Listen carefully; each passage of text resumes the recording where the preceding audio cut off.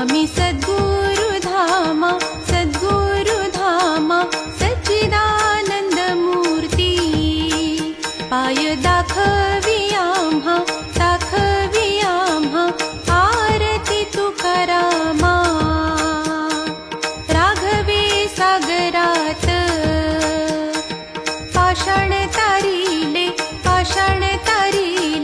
तैसे हे तुकोबाचे अभंग